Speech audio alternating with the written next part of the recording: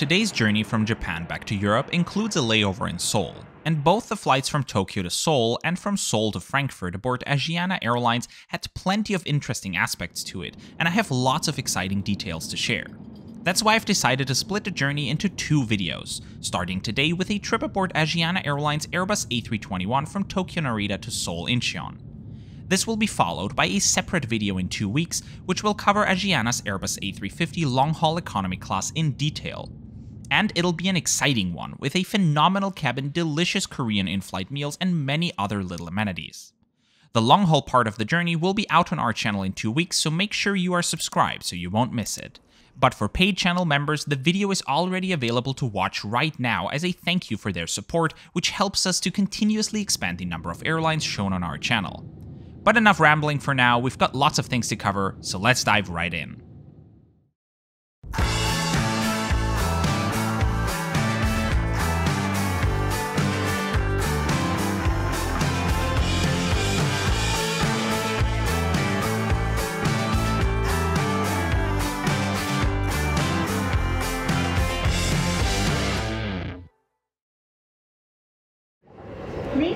For the Hibiya subway line and the Yudakdo. Aviation geeks and frequent flyers, welcome to this new episode of our flight review series, Brutally Honest. My name is David and I'm on a Yamanote line train in rainy Tokyo right now, about to hop onto the Narita Express to get to the airport. As I've mentioned in probably every Brutally Honest episode involving Tokyo, the city has two airports, with Haneda being the one closer to the city center and Narita the one farther away. Most international airlines fly to Narita, as Haneda primarily caters to domestic flights, with only a select few carriers allowed to operate international flights from there. Asiana Airlines does offer flights to Haneda, but as of October 2023, only to Seoul Gimpo, their equivalent to Haneda, because Seoul too has two airports, Gimpo and Incheon, with Gimpo catering mostly to domestic flights and only select international services, and Incheon being the big intercontinental airport. This combination is fairly common all across Asia, where the initial airports were built when the cities weren't that big, then the cities grew and the older airports couldn't keep up anymore, so new massive airports were built far away from the city, with a smaller, older one closer to the city being demoted to mainly short-haul flights.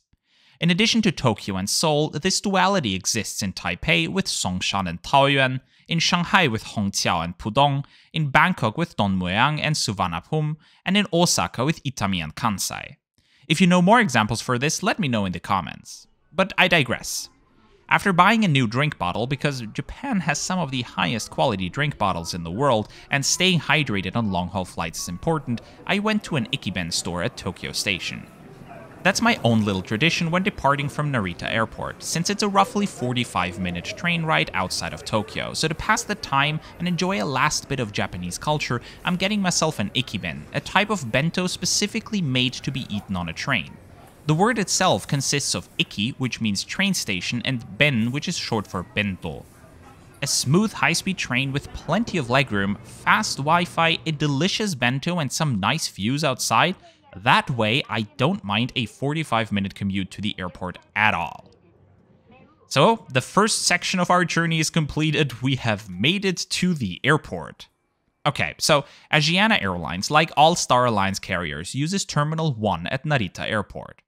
As always, I got to the airport very early, which means that we didn't lose any time at check-in, and after breezing through security and passport control, we're off to the gate.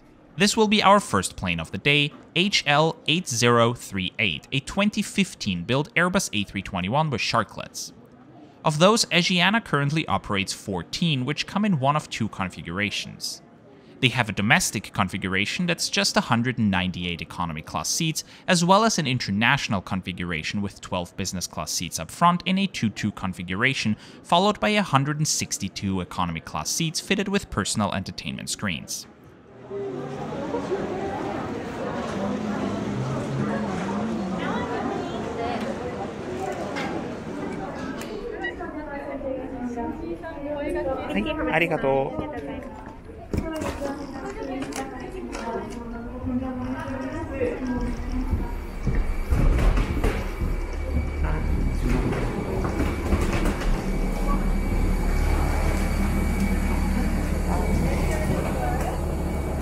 안녕하세요.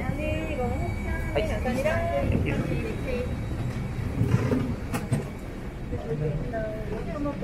Hello.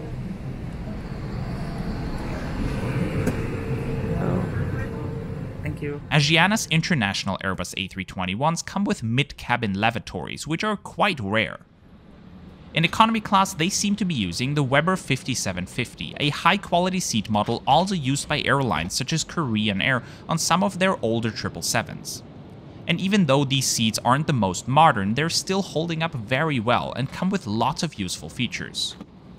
There's an adjustable headrest, and being 180 centimeters tall, the legroom is quite good. Inside the seat back pocket is a complimentary pair of headphones, and the seat is equipped with a bifold tray table.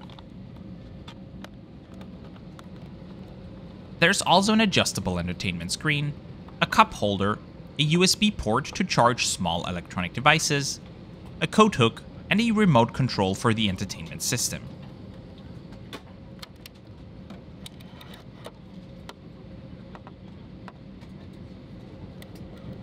There are even universal power outlets beneath the seats.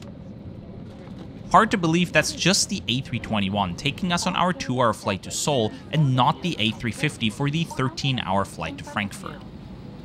If you want even more legroom, seat 27K is missing the seat in front of it because of the emergency exit row, giving you almost endless legroom.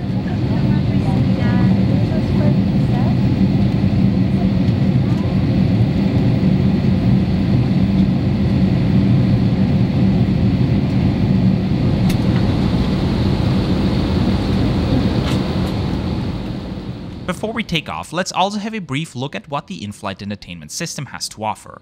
Aboard these A321s, Asiana Airlines still has an older Panasonic X2 system with a good selection of content, although with a heavy focus on local movies and TV shows, and a very retro in-flight map.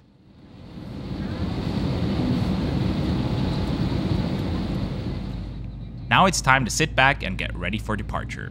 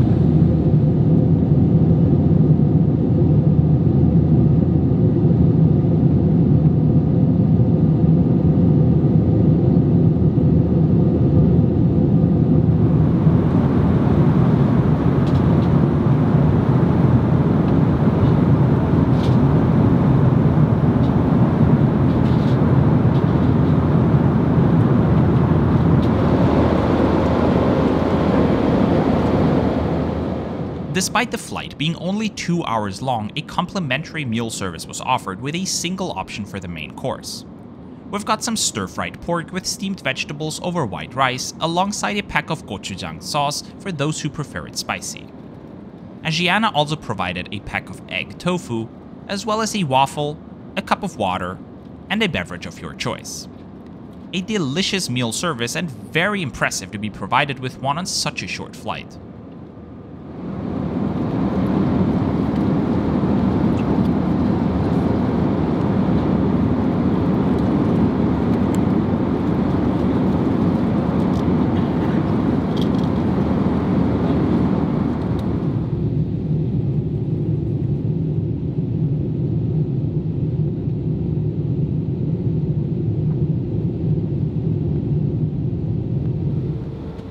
And with that, we're already descending into Seoul. If the short-haul leg of the journey is already that good, I cannot wait to see what Asiana's long-haul economy class will be like. Flying aboard Asiana Airlines comes with its price, rarely making it the most affordable airline, but it's certainly worth it.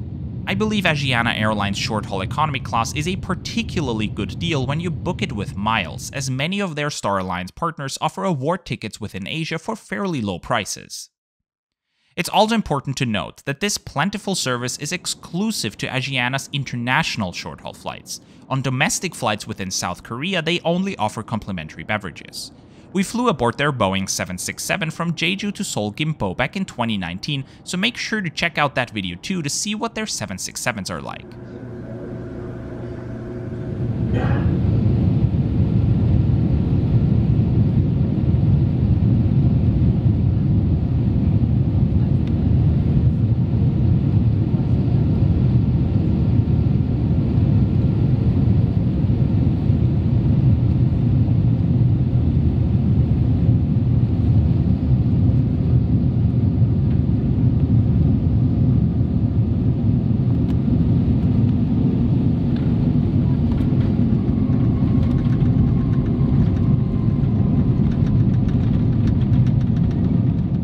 With that, welcome to Seoul's Incheon International Airport, where we now have an overnight layover until we get to board our flight to Frankfurt.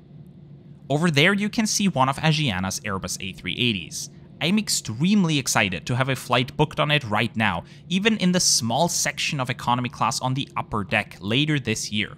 And not just that, but as long as they don't change the aircraft type for my flight, I'll also cover what Asiana's last remaining Boeing 747-400 is like.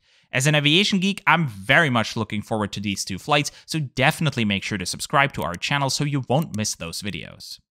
Thank you so much for watching and coming along today. I hope you've enjoyed this video, and special thanks to all those of you who are paid sponsors of our channel.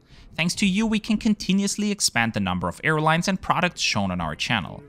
As a little thank you for their support, the follow-up episode to this one is already available to them, so if you cannot wait to see it either, you can become a channel member right here on YouTube with the lowest tier starting at just €2 per month, which equals just €24 per year. Whether you are a paid sponsor, a subscriber, or just passing by for this one video, thank you for watching and for your support. I'll see you again for a new video next week. Until then, have a great rest of your day. Linked on the screen right now is the follow-up video to this one once it's published. Before that, you'll see the Brutally Honest episode about Korean Air's Boeing 777-300ER economy class, which is definitely worth checking out as well.